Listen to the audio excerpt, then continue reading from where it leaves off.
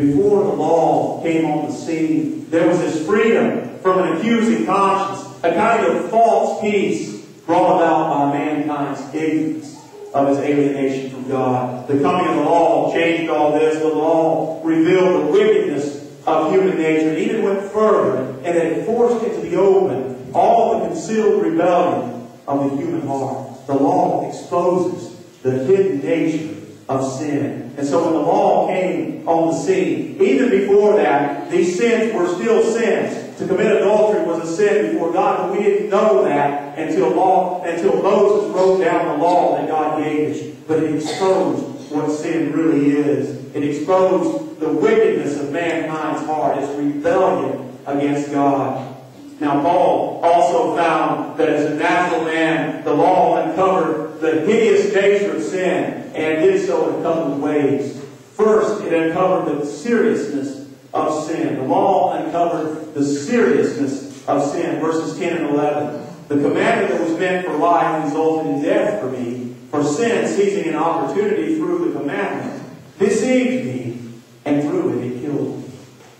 For the law contained punishments as well as precepts. For the law had the power to reveal sin, but not the power to remove sin. So when Moses brought the law, everyone saw what sin is. And coveting is a sin before God. It cannot remove that sin. It can only expose the sin. Even the sacrifices of the Mosaic system were but shadows of things coming. Even the sacrifices of those animals was a shadow of the ultimate sacrifice, that sacrifice of Jesus Christ.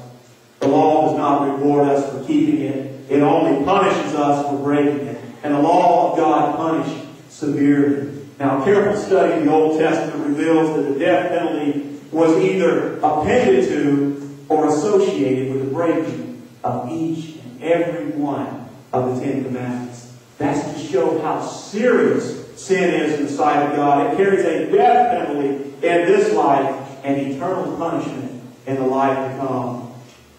Now David said, all sin is against God. Psalm 51 verse 4 says, against you, you alone I have sinned and done this evil in your sight. So you are right when you pass sentence. You are blameless when you judge. David wrote this psalm after Nathan the prophet had come to him and said, David, you know what you've done? You have committed adultery with Bathsheba. You have murdered her husband. And look at what David said here.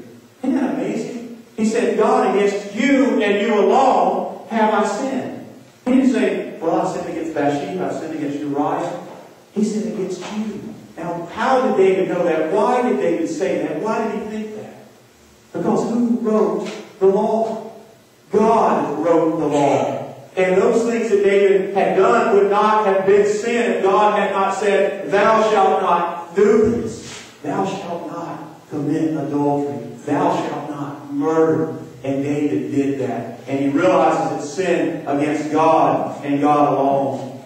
Therefore, sin is an act of such seriousness that it earns eternal damnation. So one of the functions of the law is to reveal the seriousness of sin. Now, Paul discovered that the law, while uncovering the hideous nature of sin, not only revealed sin's seriousness, but its sinfulness as well. Sin is sin. It is ultimate sin before God. It's sinfulness. Verses 12 and 13. So then, the law is holy, and the commandment is holy and just and good. Therefore, did what is good cause my death? Absolutely not. On the contrary, sin, in order to be recognized as sin, was producing death in me through what is good, so that through the commandments sin might become sinful beyond measure. Sin becomes sinful beyond measure. Now, in the Old Testament, there are at least 15 Hebrew words for sin, covering the entire spectrum of all possible kinds of wrong attitudes toward God and your fellow man.